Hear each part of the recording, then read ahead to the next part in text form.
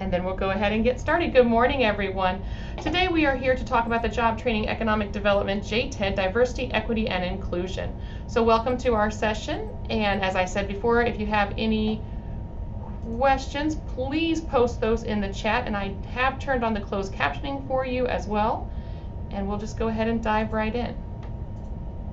So your presenters today are myself, Amy Julian, with the Illinois Center for Specialized Professional Support at Illinois State University, and my friend and colleague, Yolanda Clark. And I'll have you bring greetings again so it's on the recording, Yolanda. Say that again, Amy. I'm sorry. Just go ahead and introduce yourself again. Okay, I'm sorry. Again, I'm Yolanda Clark with Northern Illinois University. I work with the Center for Governmental Studies, and I'm a senior research associate there at NIU. Fantastic. So we're excited to be diving into the topic today of diversity, equity, and inclusion and its relationship with employment. So what are we going to cover today? We're going to cover the NOFO targeted populations. We're going to cover DEI in the workplace, in the workforce plans. We're going to talk a lot about what is DEI, why is DEI necessary, and then where are those opportunities to incorporate DEI into your work plans. And then we do have some resources for you as well, one of which is already posted in the chat there. So again, what is posted in the chat is that page to the JTED NOFO site. Just a little note, the session is being recorded and will be posted on the WorkNet website. All TA sessions and tools will be listed in the link. And if you have questions, go ahead and post those in the chat as we go along. We'll be pausing for questions. So let's dive into the targeted population, and many of you know these, but the targeted populations as defined by WIOA are low-income individuals, returning citizens, homeless individuals, justice-involved youth, youth who are in foster care system or have aged out of the foster care system, individuals who are English language learners, individuals who have low levels of literacy, and individuals facing substantial cultural barriers.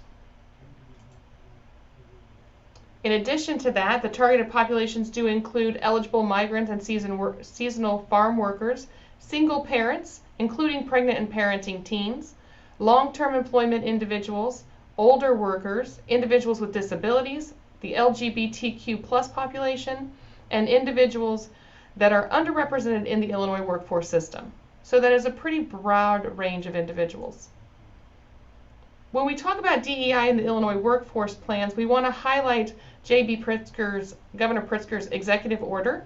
Governor Pritzker recognizes that there is a significant gap for underrepresented populations in recruitment, retention, and successful completion in the workforce development programs. And back in January of 2019, Governor Pritzker issued an executive order directing the state agencies to review current policies and practices and create recommendations to align resources that serve the disenfranchised populations.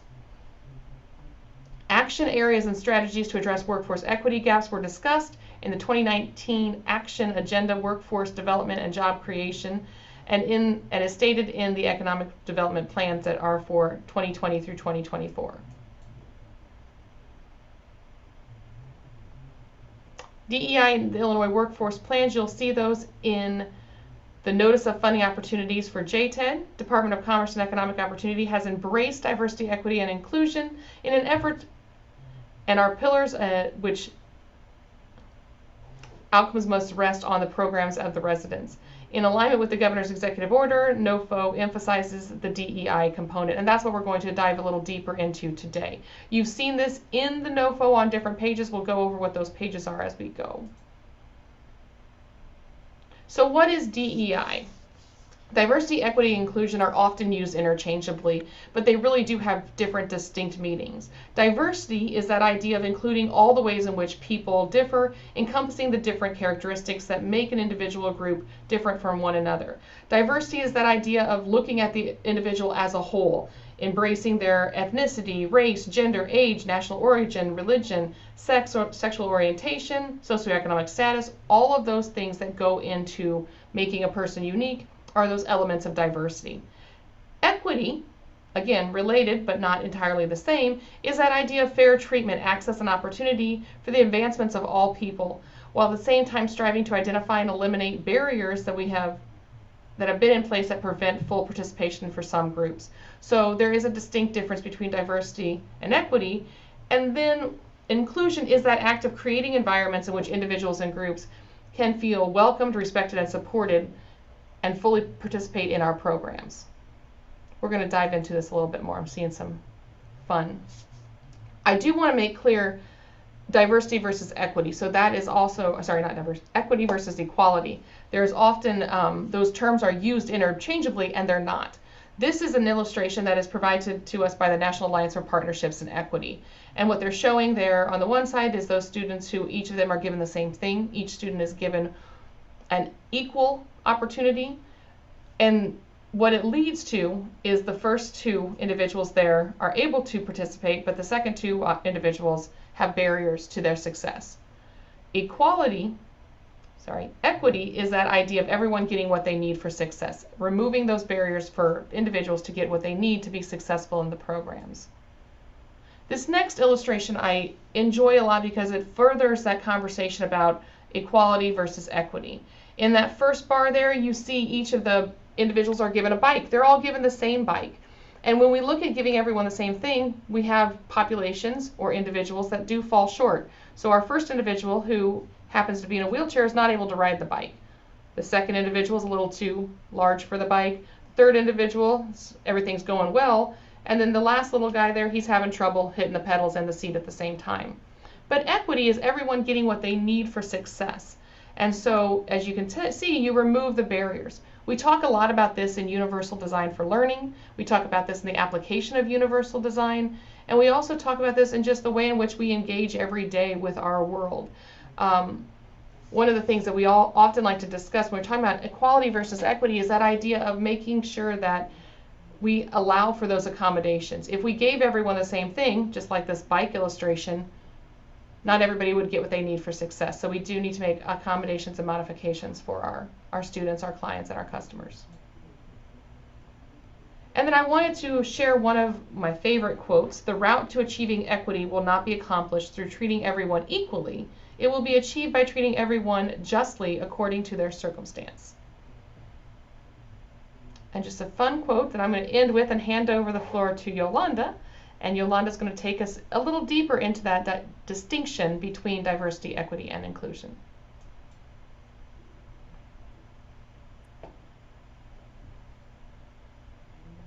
Yolanda, you're still muted. Thank you, Amy. I'm sorry about that. The big question is, why is DEI necessary? Everybody is talking about it. So why do we need to do that? Why do we need to focus on DEI? Well, having access to social capital and networks is one of the main avenues towards getting a job, especially a job that's with career paths, jobs that provide economic self-sufficiency for families to feed, for individuals to feed their families. I'm sorry. People of color and individuals with disabilities tend to have less access to break into these networks, thus reproducing inequities. The environment in which one grows up greatly impacts success, and childhood environment is an important driver of income gaps. The problem is that people don't get to choose the neighborhood they grow up in. And so the next slide, Amy.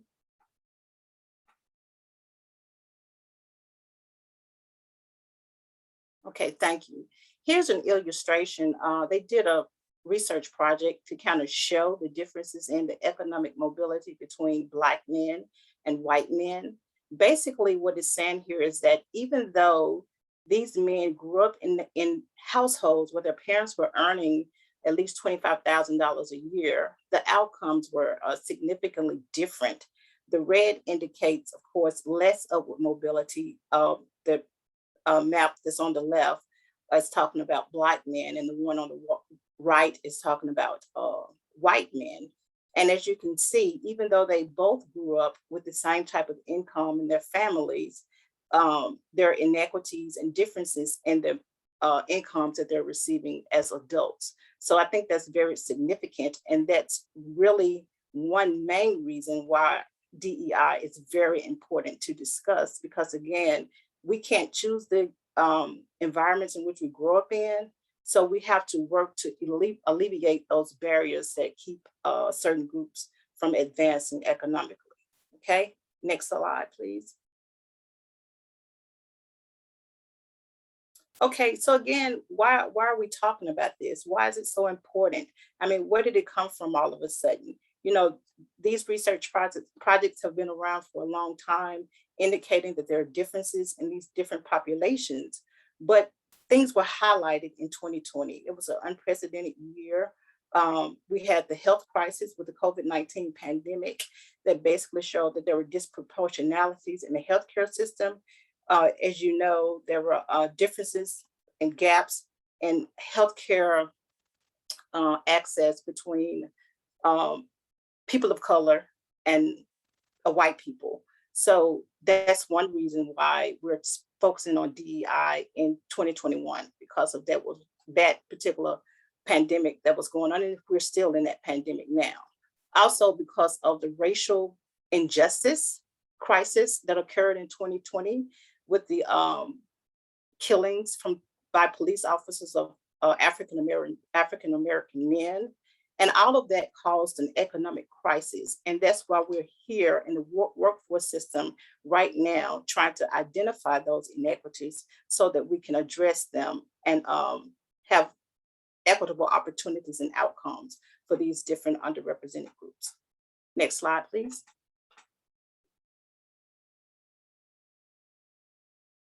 Okay, understanding DEI. As Amy said earlier in the presentation, people use diversity, equity, and inclusion interchangeably, but they're different concepts. And even when you talk about them as different concepts, people misunderstand the meaning. For instance, they often say people are diverse, but people are not diverse. The teams are diverse. The groups are diverse. And it's important to have a diverse group of people when you're working in the workforce system. Like for instance,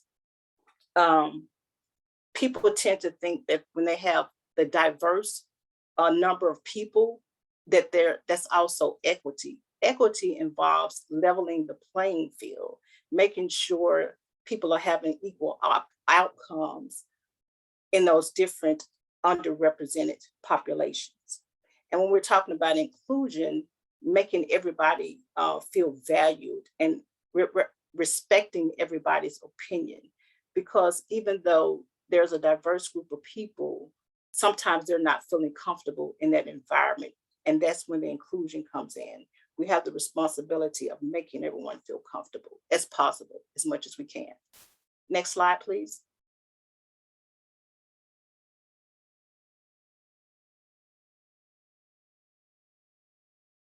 Okay, so again, understanding DEI is a continuous process. I mean, we're talking about this in 2021, but this is something that we'll have to deal with, throughout the system, for years to come, because it's a continuous process.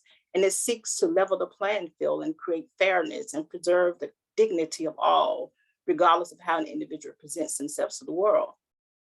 And the goal of DEI is to bridge differences, gain common ground, and build respectful relationships, and explores the complex multi-dimensions of humans and their experiences through dialogue, self-examination, awareness, and accountability. So the point here is that we have to understand that we all come from different backgrounds. And because we come from different backgrounds, some of us have barriers that we want to alleviate in the workforce system, and we have to respect those differences. And to do that, we have to do these self-examinations, and we have to become aware, and we have to just address them in the workforce system. And that's our focus here in the Illinois workforce system. Next slide. Okay, projects that are funded under this NOFO must include strategies to address equity. And some of these include changes or enhancement to the recruitment practices. And I'll get more into that with the next slide. Intentional and inclusive marketing, addressing discrimination and discriminatory practices, and offering supports that boost retention and completion. Next slide, please. So examples of DEI practices would include, like for diversity, when you market and you have your outreach material, you might want to include pictures of women or pictures of people of color. You want to have a good data collection tool that track participants' characteristics and measure diversity. Uh, I will emphasize that because I'm a data person, and that's very important because you have to know who's in your system, who are you trying to serve, and the best way to do that is make sure you have a consistent practice or consistent tool to collect this information. Also, your employee training is very important, like professional development on biases, whether they're explicit or implicit. And examples of equity is, um, again, using assessment tools to collect data to understand barriers that keep individuals from advancing in the workforce system. And an example of inclusion would be marketing material in other languages other than English, because you have some people that are English is their second language. So to be fair to those people and to be inclusive, you should have materials, even your applications sometimes could be in other languages. And one of the Next slide. ways, just real quick, if I can jump in, Yolanda, one of the ways to really determine what those populations could be within your area is do like a scan of your area. If you have grocery stores, if you have newspapers, if you have churches that are of a different language speaking population, whether a lot of people default and say, okay, the second language is Spanish. And believe it or not, in the state of Illinois, it's not always Spanish, depending on the geographic area of the state. So look around your community and see what are those populations. And if there is a community that is popping up that is speaking a language other than English, then let's be sure that our materials, our programs, our promotional materials are all available in that second language, and therefore we're being more accessible to those populations. Sorry, Yolanda, just wanted to add that in. No problem. Thank you for that, Amy. Great information. We can advance to the next slide. So some more DEI strategies is like identifying diverse candidates. We use a wide range of partners. I know you all deal with partners all the time. So you can assess that, and you can even have more different partners. And some examples would be community-based organizations, neighborhood centers, affordable housing groups, churches, etc. Preparing diverse candidates for job readiness programs. You can do on-the-job training, have pre-apprenticeship programs, as well as apprenticeship programs. To retain diverse candidates, you might want to have programs and employers can retain a diverse workforce by committing to investing in additional support services for those particular groups. And what I mean by that, sometimes you might have to have what you call support services or wraparound services. Again, that will come from obtaining the information about these barriers. For instance, someone may need childcare, someone may need transportation, but to know that you have to collect that data or collect that information related to those particular barriers. Okay. Can I add again? I'm sorry. This is one of those Sure. areas that you can really lean on your educational partners. When we look at retaining our students, when you look at retaining your candidates, you want to be sure that you have a network in place for them. So sometimes that's a cohort. Maybe you get individuals who are all coming in at the same time in a cohort together. Maybe you have a single mom or a single parent cohort. Don't forget the dads, single parent cohort. But there's a lot of avenues that you can do to support your candidates. In addition, asking them and finding out what support services, those wraparound services that Yolanda referred to, what is needed, what is not needed. Transportation is often a barrier, childcare is often a barrier. So how do we assist our clients, our candidates, our students in being successful in our programs as we support them on their journey? Correct. Thank you, Amy, for that. And another thing I want to point out here is that we need to make sure that we are listening, doing attentive listening with the participants, because sometimes we have the tendency of wanting to tell them what they need, but we need to listen to them so they can tell us what they need in these particular situations. Because, I might think a person needs childcare, but he or she doesn't think that, they need that. Transportation is more important to them, is a bigger barrier. So I just wanted to point that out. Okay, evidence of DEI action plans, developing and implementing an inclusive marketing strategy, offering career counseling that highlights career pathways and jobs that are in demand, providing support to reduce barriers such as transportation assistance, uniforms, and etc., providing retention supports such as mentoring, affinity networks, and more. The project's ability to expand services for underrepresented and targeted populations, including the quality of participant recruitment activities. So we would just like to see how you planning to do that. How are you planning to address these areas? Again, like I know I'm focusing on these barriers, but actually when you're talking about equity, that should be the focus. How are you going to help these participants alleviate these barriers that have caused them to be excluded from certain workforce opportunities? Next slide, please. Okay, and let me emphasize, because we talk a lot about these underrepresented populations, and what comes to mind are people of color and women, but it's not just about skin color, it's not just about sex and gender, it's also about people with disabilities, because they have been and continue to be excluded from the workforce because people are not, one thing, they're not understanding exactly what disabilities are, because there's a wide range of conditions that are considered as disabled, but for some reason we want to pick those things out that we're comfortable with and deal with it as such. But keep in mind that disabled persons are included in those underrepresented populations. And as you can see here, this is a graph that's showing how disabled people are not represented in the workforce for the different races. And you see there's a wide gap between people that are disabled and people that are not disabled. So Amy, did you want to add something to this about the disabled population? Let's say, did you see me type in? Yes, I do. So when you're looking at the disability population, one of the things that's important to keep in mind is, again, based on stereotypes and society, we automatically think, okay, we are making accommodations for those individuals in a wheelchair, which is fantastic.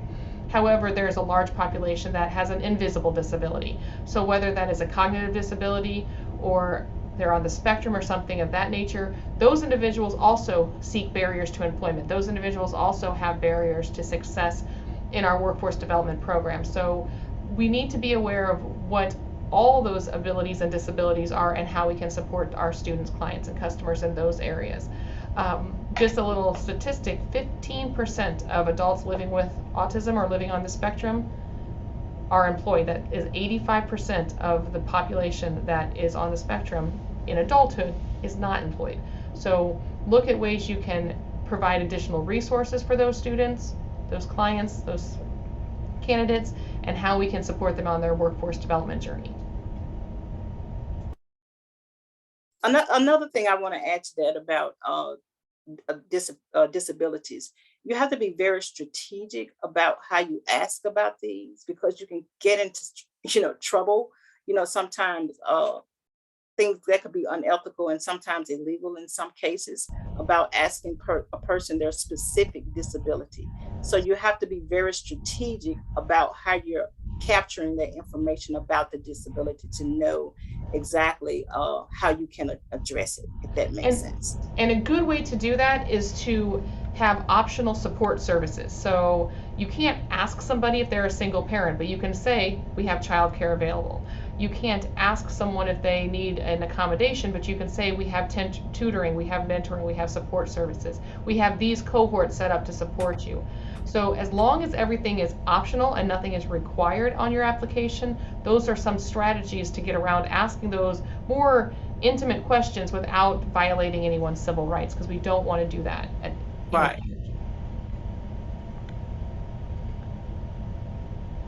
This next slide here, I wanted to kind of highlight the information on equity and employment plan that each application will need is on page 21. So as you're looking through your NOFO and you're looking for, okay, you guys are telling us some great information, where do we put this stuff in?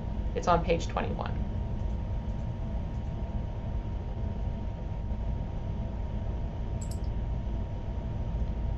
And then any questions regarding submitting the NOFO are to be directed to Tammy. And I see Tammy with us. I just don't know if she's got her audio situation. And why can't you ask them if you are a single parent, if they are a single parent? Because that's a violation of their civil rights they don't have to disclose that. You can ask, you just can't require it for admission. So Hugo, I want to be clear on that. You're absolutely welcome to ask as long as it's an optional question. You can't have that be a required question. I hope that made sense. Right, and then let me add to that too about asking the question about the single parent, because being a single parent is not necessarily the barrier. It's just what comes with being a single parent. Like because you're a single parent, you might need childcare. So a better question would probably be, do you, about the childcare situation, about needing the childcare. It would be less intrusive, I guess, if you ask it that way, as opposed to just, are you a single parent? Because it might make the person feel, less than or something. And we don't want that. Right. So as I said, one of the really nice strategies that we use over in the educational sector a lot is saying we have these services available, and Yolanda referenced the wraparound services. We have these services available. Are any of these of interest to you? One of which is childcare, another could be transportation support, things of that nature, and then allow them to identify where they want those additional supports. Right.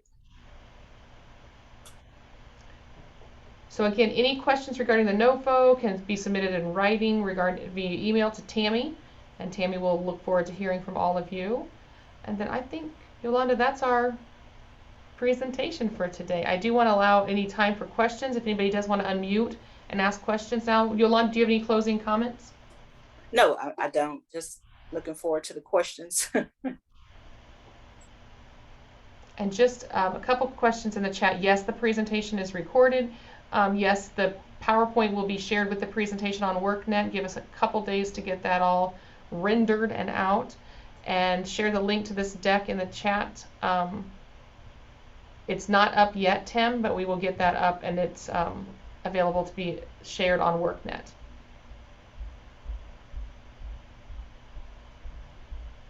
Any other comments?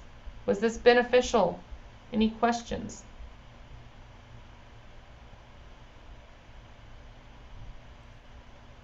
No questions? No questions. There are a lot of great resources to assist with DEI implementation. The Smithsonian has, and I will put these up with the presentation, the Smithsonian has a lot of resources on having those challenging questions with your team around DEI. What are those places that you can interject, and how do you respond to those questions? There was a phenomenal presentation 2 weeks ago at the Forum for Excellence. We had Dr. Sheldon Eakins, who speaks to microaggressions and what those look like, and how equity and being an equity champion is a journey. That's a fantastic resource. That was just shared out last Monday with the WIOA Wednesday webinar, Professional Development. And then in addition to that, Harvard has a very engaging implicit bias test that is always fun to have your coworkers test and have a little bit of self-awareness that Yolanda spoke about. Hugo, you have your hand up. You have a question?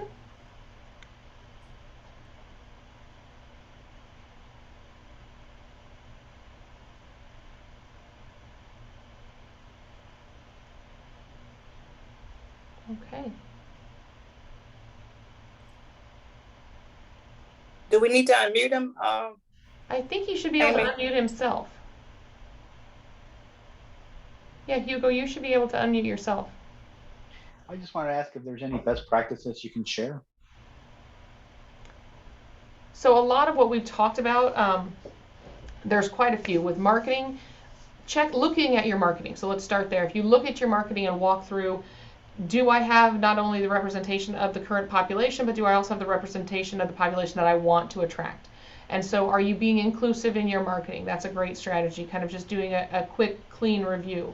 Are you featuring one population over another population? And if so, why? If there's a cause for that, then fantastic. But if there's not a cause for that, you want a lot of balance in your marketing. We've talked a lot today about strategies for students when you have students. And I'm sorry, I come out of the education cell, so I call everyone a student. I call my mother a student. We're all students.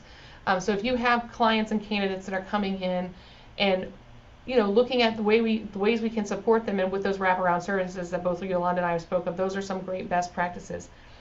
look to your education partners, your community college partners. I know you all have those in your areas, because they have some great retention strategies, and they have been walking this walk and talking this talk of DEI for quite some time. In a lot of areas, they do refer to it as EDI, so don't get confused by that. That's just equity, diversity, and inclusion instead of diversity, equity, and inclusion. There's also a lot of work being done around justice, equity, diversity, and inclusion, and the path towards the JTED. I'm very excited about the conversations that are taking place there, but I'm also a Star Wars fan, so that kind of coincides with one another. But as for strategies, a lot of what we've said today, get those cohorts in place, allow people to feel welcome, allow people to feel like they belong, and they're going to stay. There was a study done by National League of Innovation, I lost a year with 2020, so I think it was 2018 that they came out with retention strategies, and one of the biggest retention strategies was making people feel like they are welcomed and involved in your programs. So are you taking attendance in your programs? Are you making sure that they feel that if they missed, there's someone following up? Making sure that they feel that they are wanted, not only wanted, but people need to see them there. They want to see them there, and they're going to stay. That's not kind of an odd concept. Think about it. You want to go to the places where you're wanted. You're not going to go to a place where you feel isolated or you feel like you're fighting for attention. So think about those strategies that you can employ within your own area. Did that help, Hugo?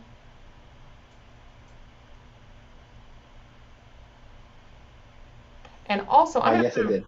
I'm going to put a resource. Let me see if I can pop that in the chat. We have over in the Perkins world, we have these things called super strategies that are with the special populations for Perkins. They are not all the same populations. We just have 9 in education, but the strategies are phenomenal, and I think you'll really appreciate those. So I'll also send those out. Anybody who stepped off, I'll send those out with the throw you guys over here. Sorry, you're in my screen there. I will throw those out with the recording as well.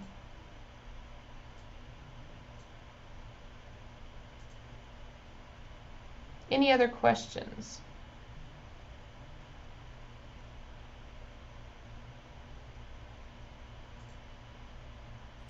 Amy, before we end, I want to again say that, the JTED program here has a huge emphasis on the equity portion.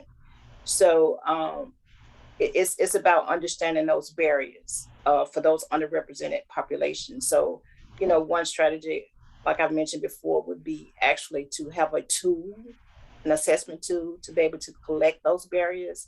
So again, you can know how to address them for the individual participants. I just wanted to emphasize that.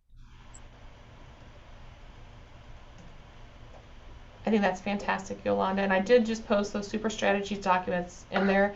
And yes, a self-assessment or an assessment is a great way to start when you're looking at how you're going to engage with supporting your clients and customers. All right. Crystal has her hand up. Oh, go ahead. Yeah. Crystal. Hi, everyone. Crystal with Revolution Workshop in Chicago. There is an equity and employment plan that is required as part of our proposal for this NOFO. Is there a specific template that you're looking for with this, or is that free? Are we free to develop whatever plan we feel is necessary given our population served in our sector? Crystal, thank you for that question. I'm going to see if Tammy or Kenneth is available to answer that. And I see Tammy unmuting. Hi, this is Tammy. This is locally determined. So yes, we want you to develop your equity plan based upon what you're proposing and what your environment is. So we do not have a specific template. We're actually anxious to see what we receive from our grantees and potentially best practices when we're looking at these equity plans too, but it should be driven locally in your local desire and demands. Thank you. Excellent, thank you. Any other questions?